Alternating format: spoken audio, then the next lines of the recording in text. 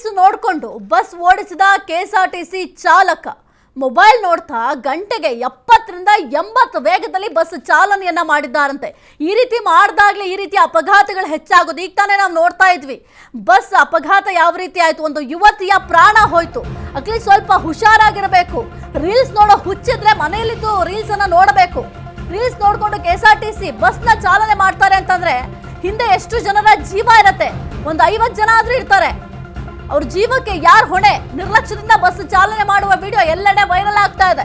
ಚಾಲಕನ ರೀಲ್ಸ್ ಹುಚ್ಚಿನ ಬಗ್ಗೆ ನೆಟ್ಟಿಗರ ಆಕ್ರೋಶವನ್ನ ವ್ಯಕ್ತಪಡಿಸ್ತಾ ಇದ್ದಾರೆ। ಇದು ಸಾರಿಗೆ ಸಚಿವರಾಗಿರುವಂತಹ ರಾಮಲಿಂಗಾರೆಡ್ಡಿ ಗಮನಕ್ಕೆ ಹೋಯಿತು। ಚಾಲಕನ ನಿರ್ಲಕ್ಷ್ಯ ಕಂಡು ಬಂದ ಕಾರಣ ಕ್ರಮಕ್ಕೆ ಸೂಚನೆಯನ್ನ ನೀಡಲಾಗಿದೆ। ಈ ಬೆನ್ನಲ್ಲೇ ಎಚ್ಚೆತ್ತ ಕೆಎಸ್ಆರ್ಟಿಸಿ ಇಲಾಖೆ ಚಾಲಕರನ್ನ ಸಸ್ಪೆಂಡ್ ಮಾಡಿದೆ। ಸಚಿವರ ಸೂಚನೆಯ ಮೇರೆಗೆ ಕೆಎಸ್ಆರ್ಟಿಸಿ ಚಾಲಕ ಮಹೇಶ್ ಅಮಾನತನ್ನ ಮಾಡಲಾಗಿದೆ। ರೀಲ್ಸ್ ನೋಡಿಕೊಂಡು ಬಸ್ ಓಡಿಸಿದ ಕೆಎಸ್ಆರ್ಟಿಸಿ ಚಾಲಕ ಮೊಬೈಲ್ ನೋಡ್ತಾ ಗಂಟೆಗೆ 70 ರಿಂದ 80 ವೇಗದಲ್ಲಿ ಚಾಲನೆ ಮಾಡ್ತಾ ಇದ್ರಂತೆ। ನಿರ್ಲಕ್ಷ್ಯದಿಂದ ಬಸ್ ಚಾಲನೆ ಮಾಡುವ ವಿಡಿಯೋ ಎಲ್ಲೆಡೆ ವೈರಲ್ ಆಗಿತ್ತು। ಚಾಲಕನ ರೀಲ್ಸ್ ಹುಚ್ಚಿನ ಬಗ್ಗೆ ನೆಟ್ಟಿಗರೇ ಆಕ್ರೋಶ ವ್ಯಕ್ತಪಡಿಸ್ತಾ ಇದ್ರು। ಇದು ಸಾರಿಗೆ ಸಚಿವ ರಾಮಲಿಂಗಾರೆಡ್ಡಿ ಅವರ ಗಮನಕ್ಕೂ ಕೂಡ ಹೋಯ್ತಂತೆ। ಗಮನಕ್ಕೆ ಹೋದ ನಂತರ ಚಾಲಕನ ನಿರ್ಲಕ್ಷ್ಯ ಕಂಡು ಬಂದ ಕಾರಣ ಕ್ರಮಕ್ಕೆ ಸದ್ಯಕ್ಕೆ ಸೂಚನೆಯನ್ನ ಕೊಟ್ಟಿದ್ದಾರೆ। ಈ ಬೆನ್ನಲ್ಲೇ ಎಚ್ಚೆತ್ತುಕೊಂಡ ಕೆಎಸ್ಆರ್ಟಿಸಿ ಇಲಾಖೆ ಚಾಲಕನನ್ನ ಸಸ್ಪೆಂಡ್ ಮಾಡಿದ್ದಾರಂತೆ। ಸಚಿವರ ಸೂಚನೆ ಮೇರೆಗೆ ಕೆಎಸ್ಆರ್ಟಿಸಿ ಚಾಲಕ ಮಹೇಶ್ ಅಮಾನತು ಮಾಡಲಾಗಿದೆ। ರೀಲ್ಸ್ ನೋಡಿಕೊಂಡು ಬಸ್ ಓಡಿಸಿದ ಕೆಎಸ್ಆರ್ಟಿಸಿ ಚಾಲಕ ಸದ್ಯಕ್ಕೆ ಆತನನ್ನ ಅಮಾನತು ಕೂಡ ಮಾಡಲಾಗಿದೆ। ಸಾರಿಗೆ ಸಚಿವರಾಗಿರುವಂತಹ ರಾಮಲಿಂಗಾರೆಡ್ಡಿ ಅವರ ಗಮನಕ್ಕೆ ಹೋಗಿದೆ ಈ ಒಂದು ವಿಚಾರ। ಹಾಗಾಗಿ ಆ ಒಂದು ಚಾಲಕ ಏನಿದ್ದಾರೆ ಆತನನ್ನ ಅಮಾನತು ಕೂಡ ಮಾಡಲಾಗಿದೆ। ನೀವು ಗಮನಿಸ್ತಾ ಇದ್ದೀರಾ ದೃಶ್ಯಾವಳಿಯಲ್ಲಿ 70 ರಿಂದ 80 ಸ್ಪೀಡಲ್ಲಿ ಹೋದ್ರೆ ಏನಾಗಬೇಕು? ಯಾವ್ದಾದ್ರು ಒಂದು ವೆಹಿಕಲ್ ಅಡ್ಡ ಬಂತು ಅಥವಾ ಯಾರೋ ಹೋಗ್ತಾ ಇದ್ರು, ಆ ಒಂದು ಸಂದರ್ಭದಲ್ಲಿ ಈ ರೀತಿಯಾಗಿ ಚಾಲಕರ ನಿರ್ಲಕ್ಷ್ಯದಿಂದಲೇ ಅಪಘಾತಗಳು ಸಂಭವಿಸೋದು, ಅಮಾಯಕರ ಜೀವ ಹೋಗುತ್ತೆ। ಬಸ್ಸಲ್ಲಿ ನೋಡಿ ಎಷ್ಟು ಜನ ಇದ್ದಾರೆ, ಅಷ್ಟು ಜನರ ಜೀವ ಒಬ್ಬ ಚಾಲಕನ ಕೈಲಿರುತ್ತೆ।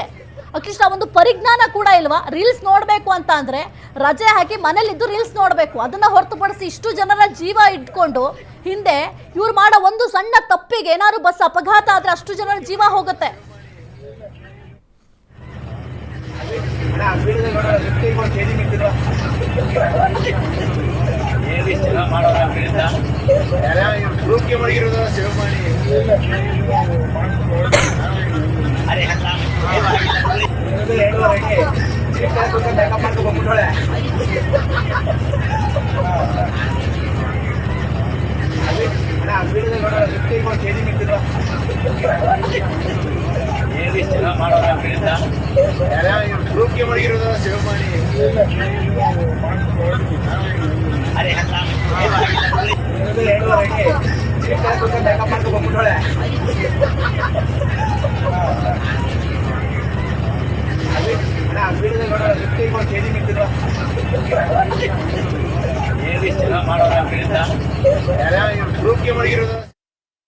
ನೋಡಿ ಎಷ್ಟು ನಿರ್ಲಕ್ಷ್ಯದಿಂದ ಡ್ರೈವ್ ಮಾಡ್ತಾ ಇದ್ದಾರೆ, ಅಜಾಗರೂಕತೆಯಿಂದ ಡ್ರೈವ್ ಮಾಡ್ತಾ ಇದ್ದಾರೆ ಅಂತ।